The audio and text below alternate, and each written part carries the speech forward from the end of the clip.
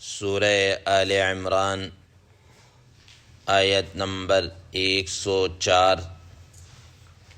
آپ حضرات کے پاس پیج نمبر ہے 124۔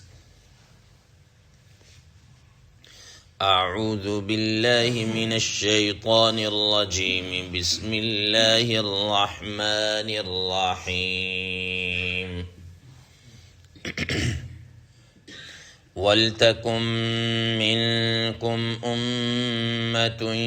يَدْعُونَ إِلَى الْخَيْرِ وَيَأْمُرُونَ بِالْمَعْرُوفِ وَيَنْهَوْنَ عَنِ الْمُنكَرِ وَأُولَئِكَ هُمُ الْمُفْلِحُونَ۔ صدق اللہ العظیم۔ اللهم صل على محمد النبي الأمي وعلى آله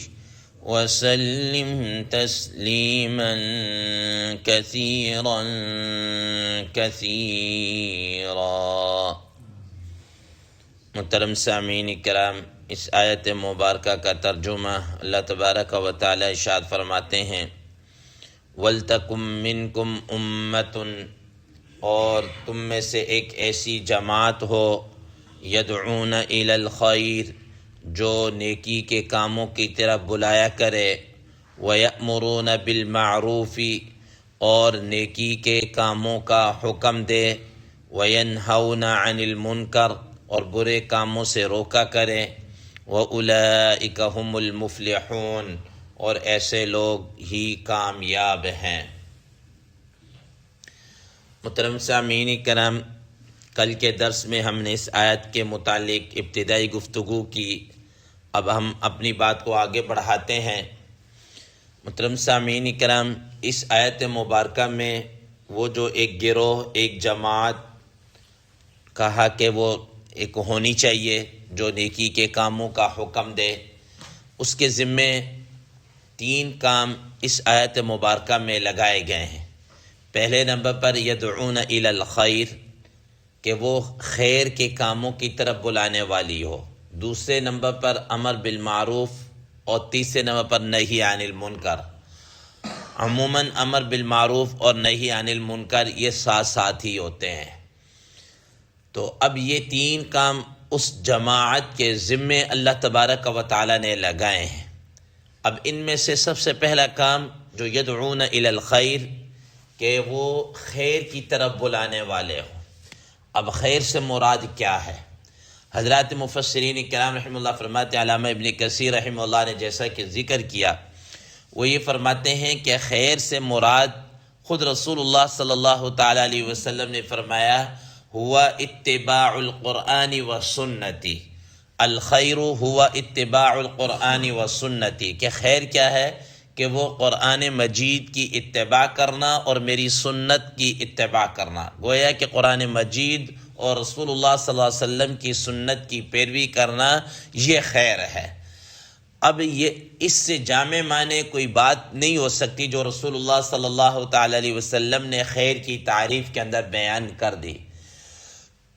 اب حضرات مفسرین کرام رحمہ اللہ فرماتے ہیں کہ قرآن مجید کے اندر گرامر کے اعتبار سے لفظ جو بولا ہے یدعونا کا، گرامر کے اعتبار سے یدعونا ایک مضارع کا صیغہ ہے،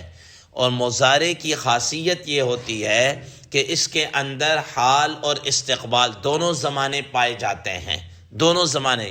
یعنی جو فی الوقت ہم کام کر رہے ہیں یہ بھی مضارع کا صیغہ اس کے لیے بولا جاتا ہے، اور ان فیوچر جو ہم کام کریں گے اس کے لیے بھی جو صیغہ بولا جاتا ہے وہ مضارع کا ہے۔ اب حضرات فرماتے ہیں یدعون کا مضارع کا صیغہ لا کر بتا دیا کہ یہ جماعت ہمہ وقت نیکی کے خیر کے کاموں کی طرف بلاتی رہے، بلاتی، اس کا کام ہی یہی ہے، چاہے اس کا کوئی موقع ہو یا نہ ہو، اس کا کام ہے وہ خیر کی طرف بلاتی رہے۔ میں اس کی ایک مثال دیتا ہوں کہ موقع ہو نہ ہو کیسے، مطلب دیکھیں ابھی رمضان المبارک کے میں آنے میں ابھی تقریباً کو 1.5 مہینہ باقی ہے، ٹھیک ہے نا، 1.5 مہینہ باقی ہے، رمضان کے ابھی روزے نہیں ہیں، تو اب یہ نہیں ہے کہ روزے آئیں گے تو یہ کہیں کہ بھئی روزے رکھو، نہیں، اس سے پہلے بھی رمضان کے روزے فرض بھی رکھنے چاہیے۔ ابھی ہم نے فجر کی نماز پڑھ لی مثال کے طور پر، اب ظاہر ہے 7 بجے فجر کا ٹائم ختم ہو جاتا ہے، اور اس کے بعد جناب اعلیٰ کیا کہتے ہیں طلوع آفتاب کے بعد سے لے کر زوال کے اینڈ تک، زور تک کوئی نماز کا وقت نہیں ہے۔ اب یہ نہیں ہے کہ اب نماز کا وقت نہیں تو لوگوں کو نماز کی ترغیب نہیں دینی، بلکہ اس وقت بھی ترغیب دینی۔ ان کا کام یہی ہے کہ وہ لوگوں کو نماز کا وقت نہیں بھی بھئی نماز پڑھنی ہے، فرض ہے، فجر کی ہے، ظہر کی، فلاں کی وقت کی، یہ کی پڑھنی ہے۔ اب زکوٰۃ ہے، اب ایسا نہیں جیسے ہمارے ہاں عموماً زکوٰۃ رمضان میں دیتے ہیں کہ نہیں بھئی زکوٰۃ کا ہر وقت، یہ ان کا کام ہی بس یدعونا، کہ اس کا کام ہی یہی ہے کہ وہ خیر کا دعوت دیتی چلی جائے، چاہے اس کا موقع ہو یا نہ ہو، اس کا ٹائم ہو نہ ہو، وقت ہو یا نہ ہو۔ اب یہ جو یدعون الی الخیر کی یہ جو جماعت ہوگی، یہ بھی اس کے بھی 2 درجے ہیں، 2 درجے ہیں۔ پہلے نمبر پر یہ جو جماعت کام کرے گی عمومی طور پر، اور یہ تو خصوصیت کے ساتھ کام کرے گی، لیکن عمومی طور پر تمام مسلمانوں کے ذمہ یہ کام ہے۔ اب اس کے 2 درجے، پہلا درجہ یہ ہے کہ جو غیر مسلم ہے، جو نان مسلم ہے، ان کو خیر کی طرف، اسلام کی طرف دعوت دینا، ان کو خیر کی طرف بلانا، اسلام کی طرف دعوت دینا، اسلام کے خوبیاں محاسن ان کے سامنے رکھنا، کفر اور شرک کی جو برائیاں ہیں وہ ان کے سامنے رکھنا، تاکہ دونوں کی خوبی اور خامیاں سامنے آئیں گی، بندے کو فیصلہ کرنا آسان ہو جائے گا، ٹھیک ہے نا۔ تو یہ جو پہلا درجہ اس کا یہ ہے کہ جو غیر مسلم ہے، نان مسلم ہے، ان کے سامنے خیر کی دعوت کا اور اس طریقے سے رکھنا، اس کو رکھنا۔ اور دوسرے نمبر پر دوسرا درجہ اس کا یہ ہے کہ جو مسلمان ہیں ان مسلمانوں کو خیر کی طرف کیا ہے دعوت دینا، مسلمانوں کے اندر ایک فضا ہمیشہ کیا ہے قائم رکھنا، تاکہ ان کی بھی تربیت ہوتی رہے، وہ بھی اسی معاملے کے اندر جڑتے رہے۔ خود قرآن مجید میں اسی کی بات فذکر فإن الذکریٰ تنفع المؤمنین، کہ آپ مسلمانوں کو نصیحت کرتے رہیں، یہ نصیحت کرنا اہل ایمان کو کیا ہے فائدہ دے گا۔ تو مسلمانوں کو بھی کیا کرنا ہے دعوت دینی ہے، ان کو بھی کیا ہے اسی کام کے اوپر لگانا ہے۔ اب یہ جو مسلمان کو دعوت دینی، اس میں بھی ایک تو عام مسلمان دوسرے مسلمان کو دعوت دے، اور ایک وہ جو خاص جماعت ہے وہ بھی دوسرے مسلمانوں کو کیا ہے اس بات کے اوپر دعوت دے، اس بات کے اوپر دعوت دے۔ ہمارے ہاں ایک مشہور بڑا اعتراض کیا جاتا ہے کہ صاحب یہ مثال کے طور پر ہمارے ہاں ایک جماعت ہے، فرض کیا تبلیغی جماعت ہے کہ وہ آتی، لوگ اس بات کے اوپر اعتراض کرتے ہیں کہ ان کا ادھر کیا کام ہے، یہ جائیں نا ادھر کفار میں، کفارستان جائیں، یورپ امریکہ یا جہاں کفار ہے وہاں پر جا کر دعوت ہے، ہمیں کیوں بتا رہے ہیں نماز کا یہ؟ حالانکہ اگر آپ قرآن مجید کا مطالعہ کریں اور آخری پارہ سورہ عبس کا شان نزول اگر آپ پڑھ لیں تو ساری بات آپ کے سامنے کھل کھلا کر آ جائے گی کہ حضرت عبداللہ ابن مکتوم رضی اللہ تعالی عنہ جب نبی صلی اللہ علیہ وسلم کے پاس آئے اور نبی صلی اللہ علیہ وسلم کفار کے بڑے بڑے سرداروں کو کیا ہے دعوت دے رہے تھے، تو آپ صلی اللہ علیہ وسلم نے ان سے تھوڑا سا اعتنا برتا کہ بھئی یہ تو اپنا بندہ ہے، اس کو میں پھر بھی بتا سکتا ہوں، یہ غیر مسلم ہے، یہ ابھی موقع ہے ان کو میں کروں تاکہ یہ اسلام میں داخل ہوں اور بھی لوگ آ جائیں۔ نبی صلی اللہ علیہ وسلم نے ان سے تھوڑا سا کیا کیا اعتنا کیا، تھوڑا سا اس سے اوائڈ کیا کہ بھئی اس کو پھر، اور وہ نابینا تھے، نابینا ہونے کی اس کو پتہ نہیں چل سکا۔ تو قرآن مجید کی کیا آیت نازل، عبس وتولی ان جاءہ الاعمی وما یدریک لعلہ یزکی او یذکر فتنفع ذکرہ، کہ آپ کو اس کو پہلے دعوت دینی چاہیے تھی، اس نابینا کو، ٹھیک ہے نا، جو آدمی تزکیہ کے لیے آ رہا ہے، اپنے آپ کو پیش کر رہا ہے، اس کو دعوت دے۔ اس زمن کے اندر حضرات علماء کرام، مفسرین، محدثین کرام رحمہ اللہ نے یہ لکھا ہے کہ سب سے پہلے مسلمانوں کو دعوت دینا غیر مسلم کی بنسبت یہ زیادہ افضل، یہ اس آیت کی روح سے۔ اس لیے یہ کہنا کہ ان کو دعوت دیں ہمیں نہ دیں ایسا نہیں ہے۔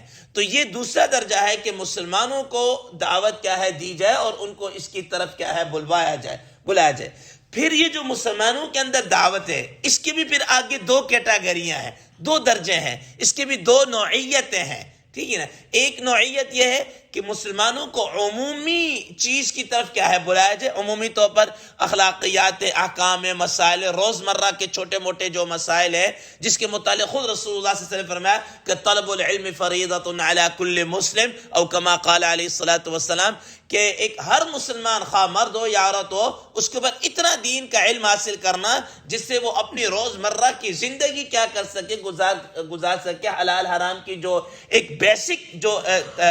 تعلیم ہے یا بیسک جو بنیادی معلومات اسلام کی وہ اس کو کیا ہے ہونی چاہیے، یہ تو عمومی طور پر ہونی چاہیے۔ اور دوسری نمبر پر یہ جو دعوت مسلمانوں کے اندر خصوصی بھی ہونی چاہیے، اور وہ خصوصی دعوت کیا ہونی چاہیے کہ مسلمانوں کے اندر